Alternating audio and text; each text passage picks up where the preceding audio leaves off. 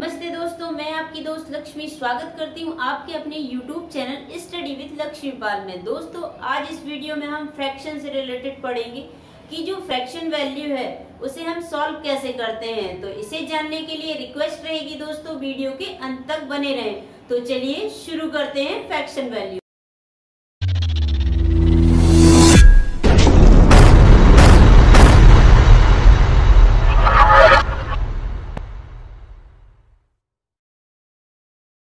दोस्तों, आज का जो टॉपिक रहेगा फ्रैक्शन, इट मींस भिन्न। जब भी ये फ्रैक्शन या भिन्न हमारे माइंड में आता है तो एक ही इमेज क्रिएट होती है कि इट मींस कि जो भिन्न है वो हमेशा कैसा लिखा जाता है, बटे में होती है। अब ये भिन्न जो है होता क्या है, इसके अकॉर्डिंग इसके क्वेश्चंस हैं उसे कैसे सॉल्व करते हैं, तो इसी की डिटेल मैं आज आपको बताऊंगी।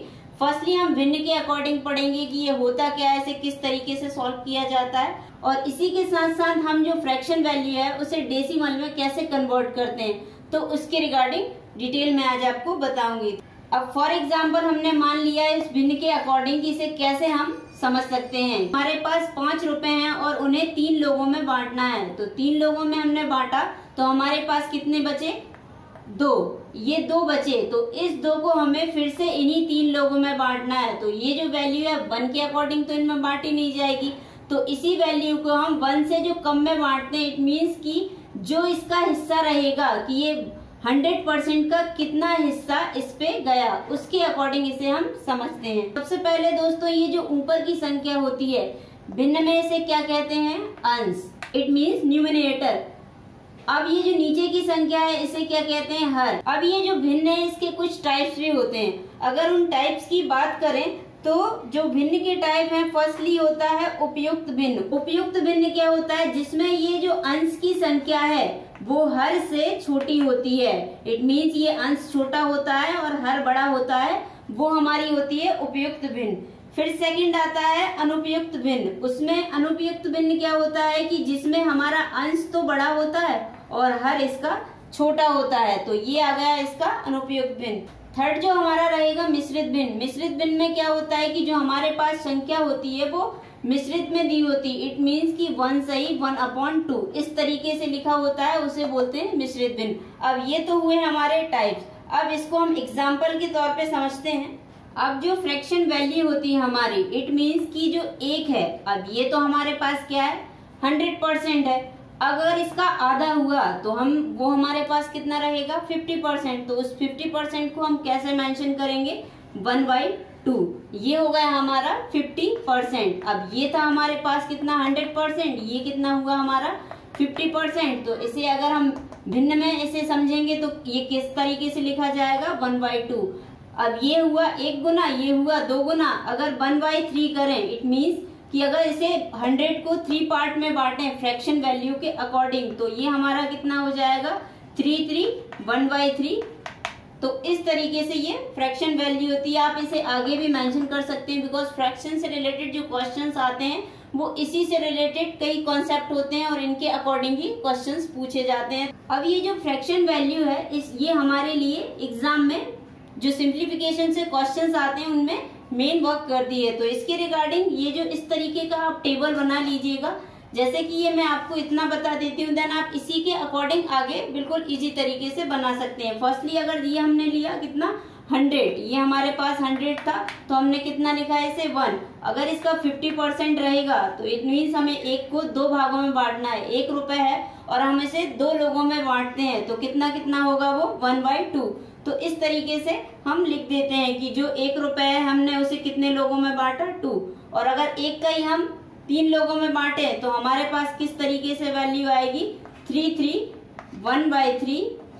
इस तरीके से हमने इसे बांट दिया। अब इसे हम निकालते कैसे हैं, इसके लिए हमें क्या करना होता है कि फर्स्टली हमने लिखा 1/3 और इसमें हम 100 का गुणा कर देते हैं। तो इस तरीके से ये यहाँ पे आ जाएगा 300 और इसके अंश में क्या आ जाएगा, 100। और अगर इन 0 से 0 कैंसिल हो जाती है तो ये बचा कितना हमारे पास, 1/3। तो इस तरीके से आप सारी ये वैल्यू है 1 से 10 के अकॉर्डिंग इससे आगे भी निकाल सकते हैं।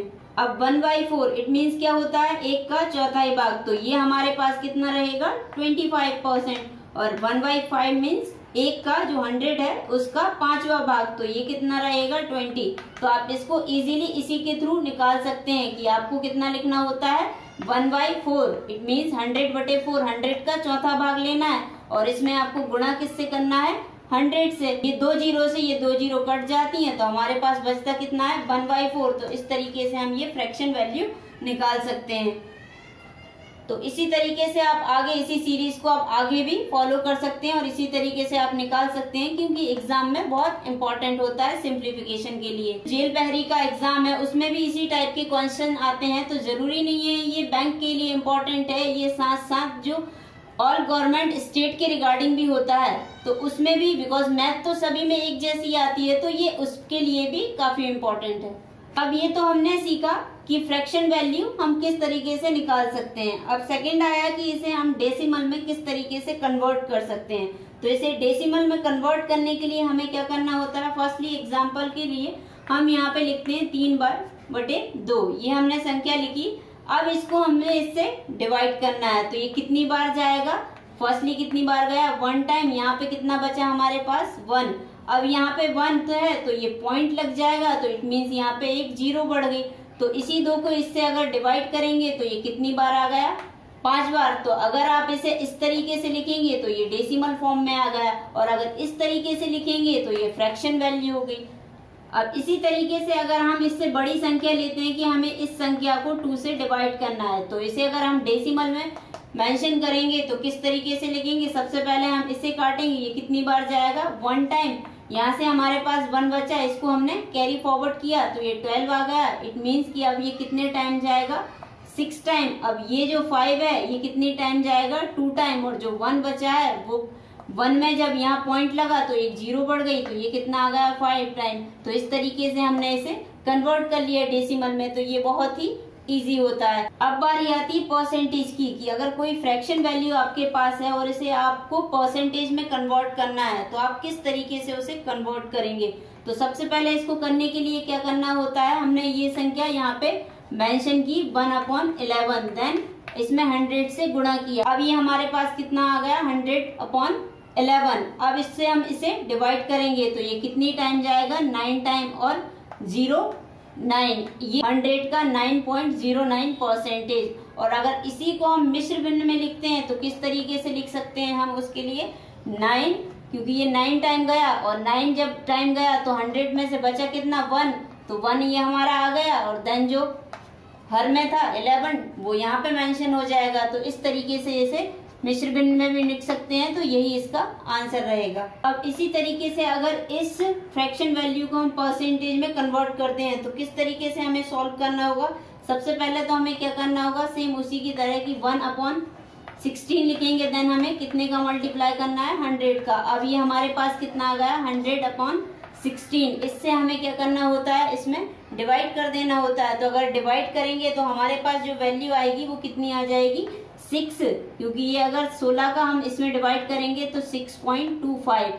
या तो आप इसे परसेंटेज में इस तरीके से लिख सकते हैं, या आप इसे इस तरीके से भी लिख सकते हैं 6 से ही 1/4, और यही इसका आंसर रहेगा। तो इस तरीके से आप जो फ्रैक्शन वैल्यू होती हैं उनको इजीली परसेंटेज में भी कन्वर्ट कर सकते हैं। और इसके अकॉर्डिंग आप कितनी भी बड़ी वैल्यू हो और उसे आपको फ्रैक्शन से परसेंटेज में कन्वर्ट करनी है तो आप इसी तरीके से आगे जो भी वैल्यू है उसे कर सकते हैं, जैसे कि 1/17, 1/18, इस तरीके से आप इनका कन्वर्जन परसेंटेज में कर सकते हैं। ये तो बात की हमने कि फ्रैक्शन वैल्यू या डेसिमल वैल्यू या परसेंटेज वैल्यू हम कैसे कन्वर्ट कर सकते हैं फ्रैक्शन से डेसिमल या परसेंटेज। अब अगर इसके एग्जाम्पल देखें कि किस तरीके से क्वेश्चंस बनते हैं, तो जैसे इसको हमें सॉल्व करना है तो इसको सॉल्व करने के लिए सबसे पहले हमें क्या करना होता है, इसमें कुछ नहीं करना होता है। अगर इस तरीके की आपको वैल्यू लिखी होती है तो ये 8 + 3/7 है, तो आपको डायरेक्ट इसको इस प्लस को हटा के और इससे डायरेक्ट इसे अटैच कर देना है, तो यही इसका आंसर हो जाएगा। ये मिश्र भिन्न में अब ये कन्वर्ट हो गई और यही इसका आंसर रहेगा। ये तो हमने देखा प्लस की कंडीशन में कि प्लस अगर हमारे पास आता है तो हमें इसे ओनली प्लस को हटा के और डायरेक्ट संख्या को अटैच कर देना होता है। आपको अगर इस तरीके की कोई संख्या आती है तो आपको कुछ नहीं करना होता है, ओनली ये प्लस हटाया और डायरेक्ट इसको मेंशन कर दिया। इस संख्या से डायरेक्ट हमें अटैच कर देना है। बट अगर माइनस आता है तो उसे हम किस तरीके से कर सकते हैं, तो ये जो 8 लिखा है, क्या हम 8 को इस तरीके से नहीं लिख सकते हैं, 7 + 1, ये भी तो हमारा 8 ही रहेगा। अब इसे आगे सॉल्व करने के लिए क्या करना होगा हमें, -3/7 इस तरीके से इसे लिखते हैं। और अगर इसको सॉल्व करते हैं तो सॉल्व करने के लिए हमें क्या करना होता है, जब ये यहाँ जाएगा तो इससे ये डिवाइड हो जाएगा, तो यहाँ पे कितना आ जाएगा 4/7। और अब ये 7 बचा तो इसके आगे प्लस है, तो हमने इसमें सीखा था फर्स्ट रूल में कि अगर इस तरीके की हमारे पास कोई संख्या आती है, जैसे 7 + 4/7 आती है, तो हमें क्या करना होता है, डायरेक्ट कुछ नहीं करना होता है, उसे डायरेक्ट यहाँ पे उसके पास हमें चिपका देना होता है, इट मीन्स अटैच कर देना होता है। तो यही हमारा इसका आंसर रहेगा। इस तरीके से हम फ्रैक्शन वैल्यू को सॉल्व कर सकते हैं। अब ये तो रहे छोटे से क्वेश्चन। अब अगर इससे बड़ी वैल्यू ली जाए तो उसे कैसे सॉल्व करते हैं, चलिए देखते हैं। अब अगर हम इस तरीके की कुछ बड़ी वैल्यू को सॉल्व करते हैं, बिकॉज हमारे एग्जाम में है इसी तरीके क्वेश्चंस आते हैं, इनसे बड़ी भी वैल्यू आती है, तो अगर हम इसे सॉल्व करते हैं तो किस तरीके से कर पाते हैं। सबसे पहले तो हमें क्या करना होता है, ये जो मिश्र भिन्न में लिखी हुई है, यानी ये जो वैल्यू लिखी हुई है, हमें इन्हें एक साइड कॉमन ले लेना है। तो इन्हें हम अगर कॉमन लेते तो कितना आ जाता है हमारे पास, ये हमने इसको कॉमन लिया। इसको अगर हम सॉल्व करते हैं तो हमारे पास क्या वैल्यू आ जाती है, 13। अब इसे सॉल्व किया तो हमारे पास ये 13 आ गया। देन आगे सॉल्व करते हैं तो ये दोनों इक्वल हैं, तो इन दोनों को भी आप इक्वल कर सकते हैं, या तो इसे डायरेक्ट एलसीएम लेके आप सॉल्व कर सकते हैं, नहीं तो इसे इक्वल कर सकते हैं। इक्वल करेंगे आप तो इसमें 2 का मल्टीप्लाई कर दीजिए। अगर 2 का मल्टीप्लाई करेंगे तो ये दोनों सेम हो जाएंगे, और ये जब सेम हो गए तो इसकी वैल्यू और इसकी वैल्यू, बिकॉज ये प्लस के हैं तो जुड़ जाएगी। जुड़ के कितनी हो गई, 3/4। और इन दोनों की भी वैल्यू जो है हर की सेम है, तो ये भी जो वैल्यू है जुड़ के क्या हो जाएगा, -12। अब ये हमारे पास इसकी वैल्यू आ गई। अब इन दोनों को हम सॉल्व करते हैं। सॉल्व करने के अकॉर्डिंग ये जो 13 है ये हमारे पास सेम एज इट इज रहेगा। इन दोनों को सॉल्व करते हैं तो सेम यही फॉर्मूला आप यहाँ पे ट्राई कर सकते हैं कि इसको 2 से आप मल्टीप्लिकेशन कर दीजिए तो ये भी 8 बन जाता है। अब जो 8 है वो नीचे 8 ही रहेगा, क्योंकि ये सेम अगर हर सेम होता है तो हमें जब लिखते हैं तो एक ही बार लिखा जाता है। अब ऊपर की वैल्यू आप सॉल्व कर सकते हैं कि ये जो -12 है इसमें से आपको 6 को घटाना है। ये 6 क्यों है, क्योंकि इससे आपने 2 को मल्टीप्लाई किया तो वही सेम यहाँ पे भी होगा। अब इसे मल्टीप्लिकेशन आपने किया तो ये 6 हो गया। जब 12 में से 6 जाएगा तो हमारे पास -6 बचेगा। अब इसे आप सॉल्व कर सकते हैं। सॉल्व करने के बाद आपके पास वैल्यू कितनी आ जाती है, -3/4। अब इसे आप जैसे हमने पहले भी सॉल्व किया था कि प्लस में अगर संख्या रहती है तो हम ये 13 को क्या 12 + 1 नहीं लिख सकते हैं, बिल्कुल लिख सकते हैं। और इसी को हम इसके अकॉर्डिंग सॉल्व करते हैं तो 3 + 4। अब इसे हम उसी के अकॉर्डिंग सॉल्व करते हैं तो ये वैल्यू हमारी कितनी आ जाती है, इसे सॉल्व करने के बाद 1/4 ये वैल्यू हमारी ये आ जाती है। और 12 को डायरेक्ट हमें क्या करना होता है, इसके साथ अटैच करके हमें लिख देना होता है। तो यही हमारा आंसर रहेगा। अब जो नेक्स्ट क्वेश्चन रहेगा दोस्तों वो इस तरीके से कि इस सवाल को अगर हम इसकी फ्रैक्शन वैल्यू को निकालते हैं, इसको सॉल्व करते हैं तो किस तरीके से कर पाते हैं। तो फर्स्टली हमने या तो आप इसे डायरेक्ट इसमें मल्टीप्लाई करके और इसे ऐड करके आप डायरेक्ट इस तरीके से भी इसे मेंशन कर सकते हैं, या तो आप जो आपने पिछला क्वेश्चन किया था उसके अकॉर्डिंग भी इसे कर सकते हैं। तो अगर पिछले क्वेश्चन के अकॉर्डिंग हम इसको करते हैं तो किस तरीके से करते हैं, सबसे पहले तो हमें कॉमन लेना होता है। ये 12 हमने कॉमन लिया। अगर ये संख्या जो हमारे पास यहाँ पे मेंशन है इसे हम और अधिक सरल भी तो बना सकते हैं। किस तरीके से, 3 सही 2/3 इस तरीके से भी तो ये यही वैल्यू होगी। क्या हम इसे इस तरीके से नहीं लिख सकते हैं, बिल्कुल लिख सकते हैं। अगर इस 14/9 को भी हम सॉल्व करें तो क्या इस वैल्यू को हम इस तरीके से नहीं लिख सकते हैं, 1 सही 5/9 इसको हम इस तरीके से भी लिख सकते हैं। तो इस तरीके से अगर लिखेंगे तो यही सेम वैल्यू होगी।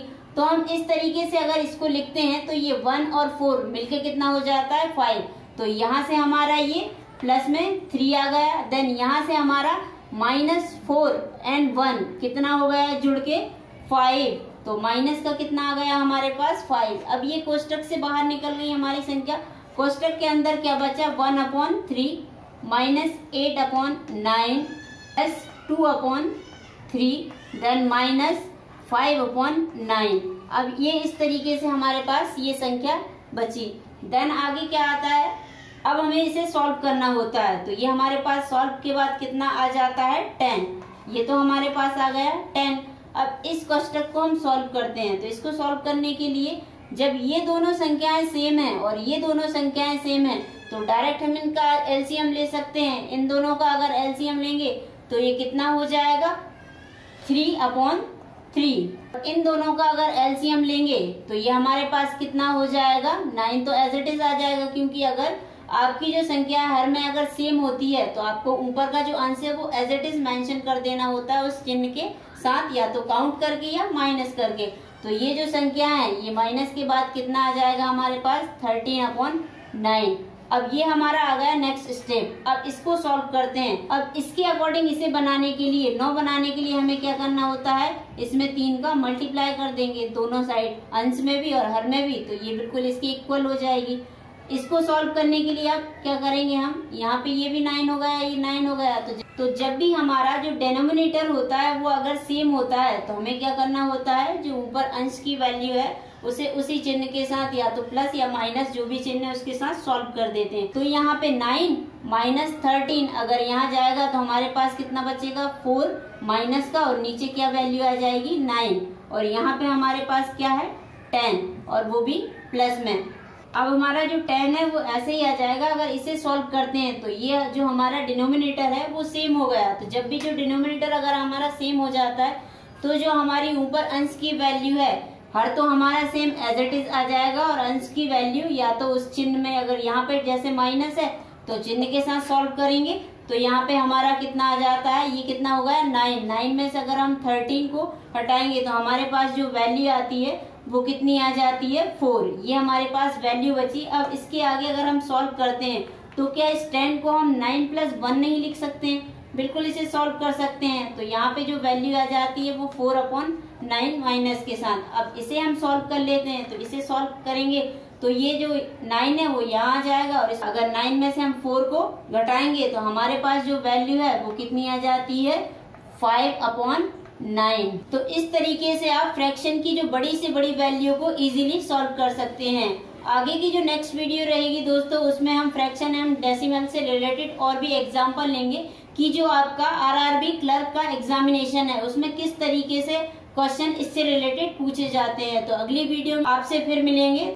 वीडियो देखने के लिए धन्यवाद दोस्तों। अगर ये वीडियो आपको पसंद आई हो तो रिक्वेस्ट रहेगी इसे लाइक करें, अधिक से अधिक लोगों को इसे शेयर करें, और अगर आप हमारे YouTube चैनल में नए हैं तो इसे सब्सक्राइब करना ना भूलें। और एक और रिक्वेस्ट रहेगी दोस्तों, बेल आइकन जरूर प्रेस कीजिएगा, बिकॉज आप बेल आइकन प्रेस करते हैं तो हमारी वीडियो के जो नोटिफिकेशन है वो आपको सबसे पहले रिसीव्ड होते हैं। तो आज के लिए इतना ही दोस्तों, अगली वीडियो में फिर मिलेंगे एक नए टॉपिक के साथ। तो जय हिंद दोस्तों।